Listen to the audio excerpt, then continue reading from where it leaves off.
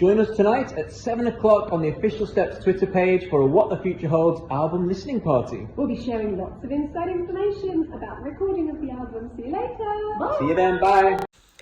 What the Future Holds was probably the song that really kicked off the journey of this new album for us. It was one of the first songs that was played to us, and probably the first song that all five of us instantly thought was amazing and we loved, and really gave us that image and inspiration for the rest of the album. Obviously, when we first heard it, we didn't know who had written the song, even though she was singing the demo. Sia obviously wrote this, and even though she didn't write it for her, she didn't write it specifically for us, she wrote it for herself. She soon realised that it probably wasn't for her, but it was at her suggestion that it was given to us. So that's something we're actually really grateful for, because not only is it a great song, and it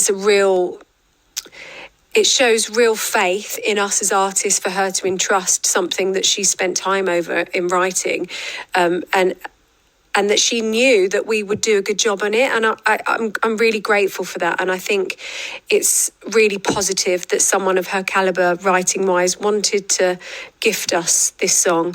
It sits there amongst the biggest bangers of ours, and I think it will sit really well in the set as well when we do this on tour. So yeah, it was the perfect pop song to kick off this album and this chapter of Steps. Something in Your Eyes is the second official single from What the Future Holds album. And when we were choosing songs, and we had a lot of songs laid on the table, there were quite a few that had the ABBA-esque type style. And we knew as soon as we heard this one that this was absolutely amazing. It was a real banger. We knew that our fan base in the past had loved to hear us do this type of style of song. So it was a no-brainer, really.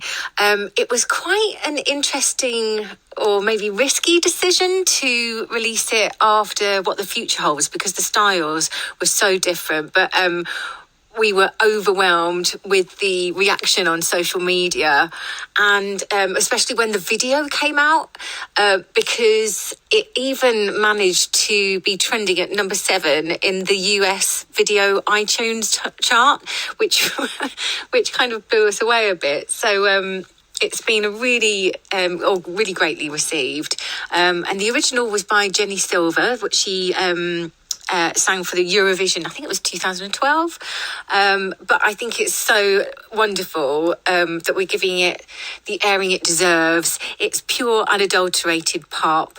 And we absolutely love it. And we hope you do too. Clouds is actually one of my favourite songs on the album, mainly because it's not an obvious Step song. When we heard this song, we instantly knew that this had to go on the album.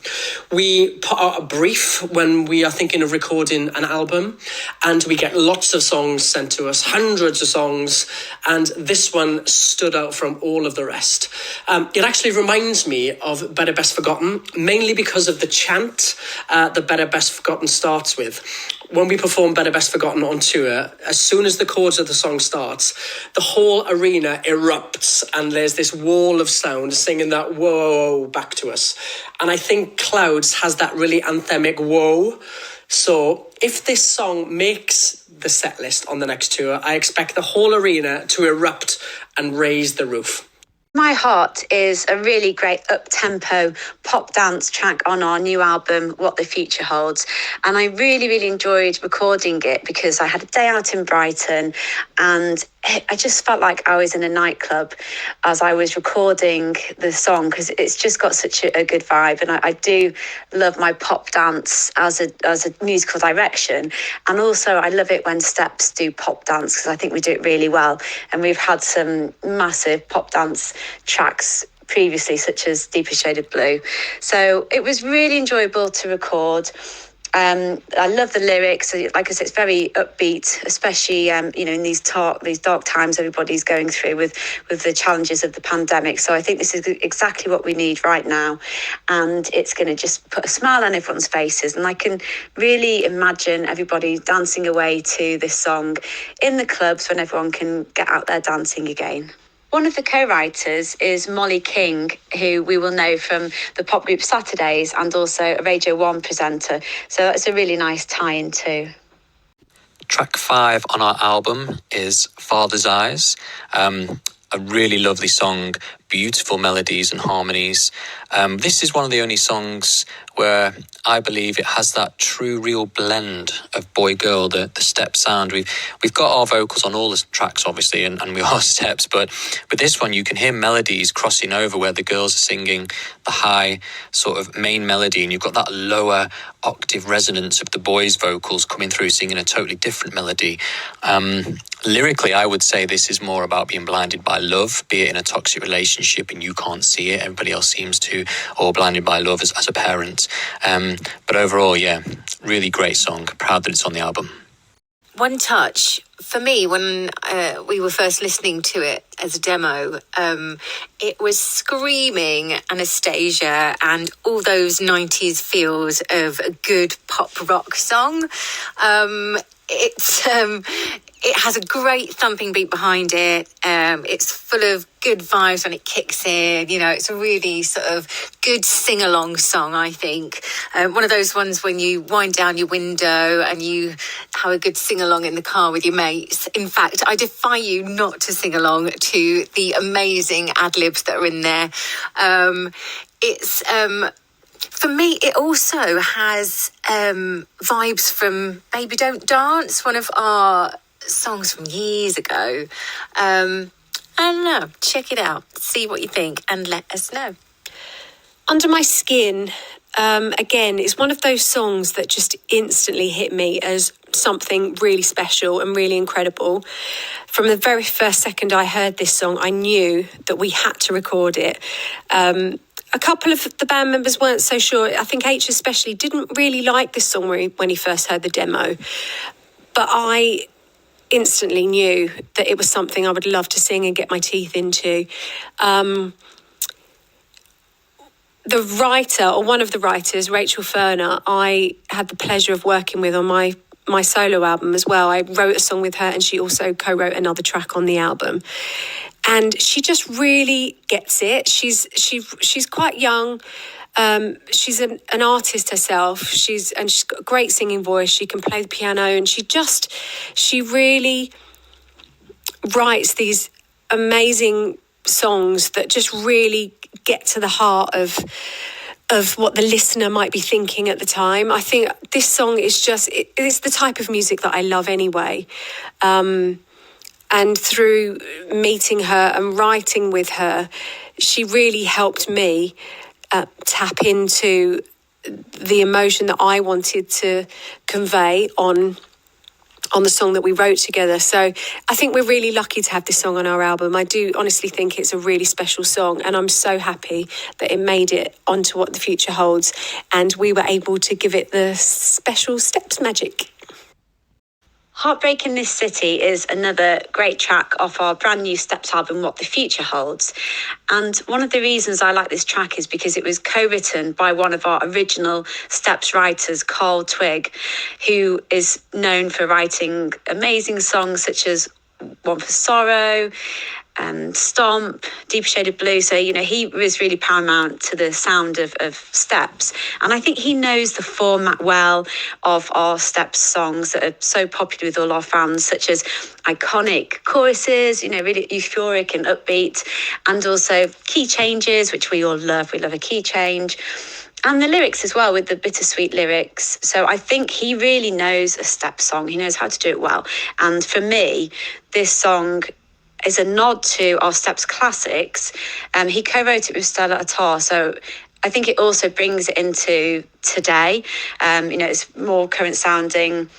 And again, lyrically, it like I say, it's got that bittersweet lyric that Steps do so well. It might be sad in places, but we can put on a smile and make everyone feel good.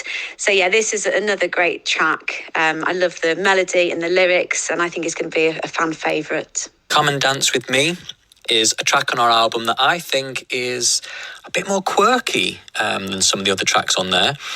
It's got the staccato strings at the beginning, quite punchy. It's got a great vibe to it. And I would say this is really saying about living in the moment, feeling free and true to yourself, be who you are. It's actually a message that we've said for years. You know, Steps is all about being who you are, being able to be who you are, and just enjoying life and having a good time. And this is what this song says. This is what this song does. You get one life. You got to make the most of it. I love this track. Don't You Leave Us Halfway is one of my absolute favourite songs on this album.